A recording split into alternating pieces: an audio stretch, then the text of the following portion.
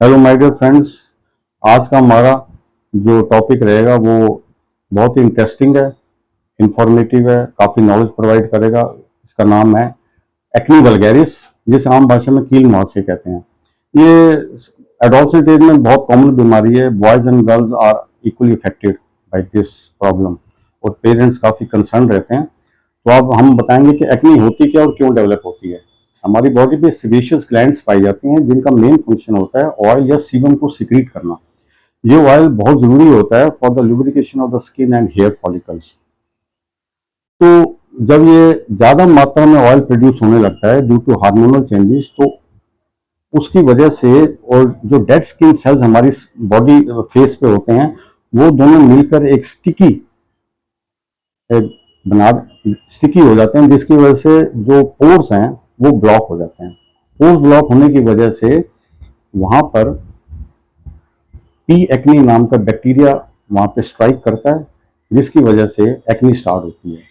तो जैसे ही उसमें बैक्टीरिया इन्वेड करता है और वो प्रोलिफरेट करता है, तब जो है वहां पे एक स्पेशल टाइप का लेजन डेवलप होता है, जिसे कॉमिडोन कहते हैं। ये व्हाइट और ब्लैक टू टाइप के कॉमिडोन्स होते हैं। ये इनिशियल स्टेजेस होती हैं एक्नी डेवलपमेंट की।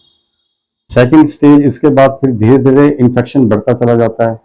तो कॉमिडोन्स से जो है पेप्यूल्स का रूप धारण कर लेती है एक्नी। फिर पेप्यूल्स से नेक्स्ट स्टेज पे आता है पस्ट्यूल्स।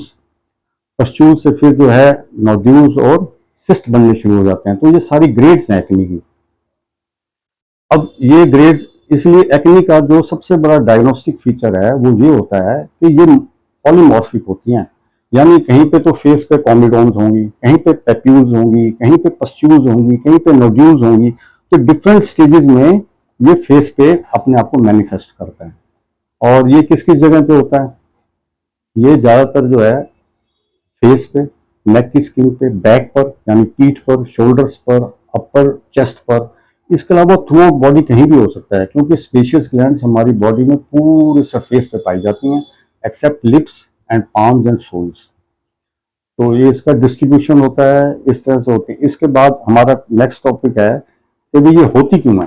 हार्मोनल चेंजेस जो एडोल्सेंट एज में होते हैं, उसकी वजह से सिबेशियस ग्लैंड्स ओवर एक्टिव हो जाती हैं। ओवर एक्टिव होने से वो ज्यादा तेल सिक्रीट करती हैं। जब तेल डेड स्किन सेल्स के साथ मिलकर स्टिकी पदार्थ बनाता है, जिसकी वजह से पोर्स बंद हो जाते हैं और वहां पर जो है इन्फ्लेमेशन स्टार्ट हो जाती है। इसके अलावा इसके और फैक्टर्स भी होते हैं, जैसे जेनेटिक फैक्टर। सबसे बेसिक है कि जिन लोगों के पेरेंट्स को अपनी जवानी में या मिडिल एज ग्रुप में आके अगर उनको एक्नी होती है, तो उनके बच्चों को डेफिनेटली होती है, क्योंकि थोड़ा जीन्स रिलेटेड है। तीसरा, sometimes stress factors also involve. तो स्ट्रेस फैक्टर में जैसे एग्जामिनेशन हो रहे हैं, तो बच्चों की टेंशन होती है, एक्नी ज्यादा होती है। प्री मेंस्ट्रुअल टेंशन होती है लेडीज में, उस दौरान एक्नी एग्जेजरेट हो जाती है।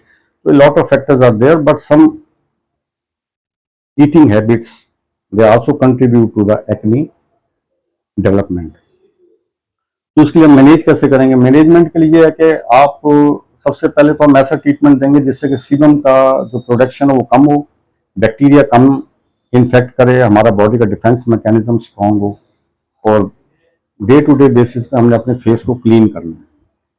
तो इसमें सबसे पहले हम जो इसकी प्रिवेंशन के लिए और इसके लिए जो हम कर सकते हैं एक्नी के लिए, वो है कि हमें अपनी day to day skin care करनी है। स्किन केयर के लिए हमें अच्छा क्लींजर का इस्तेमाल करना है। कीप इन माइंड कि cleanser should be oil free, non comedogenic. तो क्लींजर से जो है dust particles, dead skin cells और जो क्लॉग्स हैं, ये सब रिमूव होते हैं। सेकेंडली है कि हमें मॉइस्चराइज करना है स्किन को। Even oily skin wants moisture, not only dry but oily skin also wants moisture. This is definitely required. तो उसके लिए हमें non oily, non comedogenic moisturiser इस्तेमाल करना है। इससे स्किन हाइड्रेटेड रहती है, न्यूट्रिशियस रहती है। तीसरा है एक्सफोलिएशन। एक्सफोलिएटिंग जो हमारे पास है वो सैलिसाइलिक एसिड जो है सबसे बेस्ट एक्सफोलिएटर है, जो डेड स्किन सेल्स को रिमूव करता है। तो उसको आप हफ्ते में एक या दो बार नॉर्मली फेस वॉश के रूप में या क्रीम के रूप में इस्तेमाल कर सकते हो। इसके अलावा हमें सन की जो प्रोलॉन्ग सन एक्सपोजर से बचना है। तो क्योंकि उसको डैमेज होने से, सेल्स के डैमेज होने से भी एक्नी एग्जेजरेट होती है। तो इसके लिए हमें जो है broad spectrum sun protection factor का इस्तेमाल करना है, वो भी जेल फॉर्म में, non oily and non comedogenic. इसके अलावा हमें इसके अलावा हमें बार बार अपने चेहरे को टच नहीं करना है, जिससे कि बैक्टीरिया ग्रो करें और वो सब हो। और कॉस्मेटिक्स भी मिनिमम इस्तेमाल करने हैं, खास करके लेडीज जो कॉस्मेटिक्स का इस्तेमाल करते हैं, तो उसके लिए आपको non oily non comedogenic cosmetics ही इस्तेमाल करने हैं। और कभी भी ज़्यादा रब नहीं करना है अपने चेहरे को सॉफ्ट टॉवल से उसको पैड ड्राई करना है।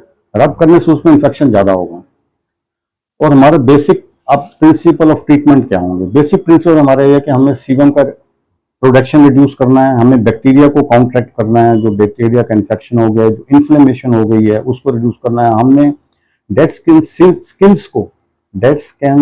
सेल्स को हमने रिमूव करना है। तो हमारा जो लाइन ऑफ ट्रीटमेंट है वो इसी पे बेस्ड होगा। तो उसके लिए हम ओवर द काउंटर बहुत मेडिसिन हैं। Tea tree oil is the best natural product that is for cleansing action and for killing the bacteria. इसके अलावा बहुत topical antibiotics and topical creams आती हैं। इसके अलावा ओरल मेडिसिन आती हैं।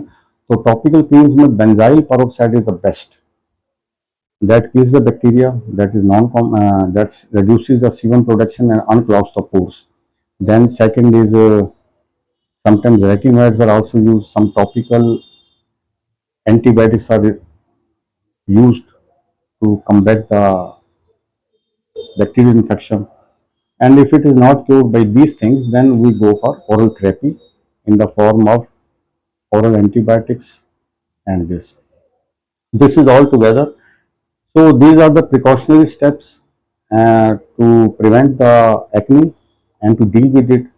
अगर इन सब के बावजूद भी अगर आपकी एक्ने डिजॉल्व नहीं होती है, तो उसके लिए आप मेरे से कांटेक्ट कर सकते हो, क्योंकि जरूरी हो जाएगा। नहीं तो एक्ने जिस तरह बढ़ती चली जाएगी तो स्कार फॉर्मेशन होगी, पिट फॉर्मेशन होगी, ये एक्सजरेट होते जाएंगे तो प्रॉब्लम्स बढ़ती चली जाएगी। तो जो भी एडोसेंट एज में बच्चे हैं up to the age of 25 या उनके पेरेंट्स जो भी बहुत ज़्यादा कंसर्न हैं, तो they should immediately visit doctor near by और यू कैन कॉन्टैक्ट मी। तो मेरा मोबाइल नंबर वगैरह जो है वो सब डिस्क्रिप्शन में दिया हुआ है। आप पर्सनली भी कॉन्टैक्ट कर सकते हैं, ऑनलाइन भी कंसल्टेशन अवेलेबल है। तो I think this is very good and informative video for the youngsters.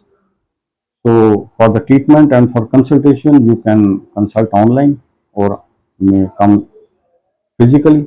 Thanks a lot. If you find this YouTube very informative, then like and subscribe it. Thanks.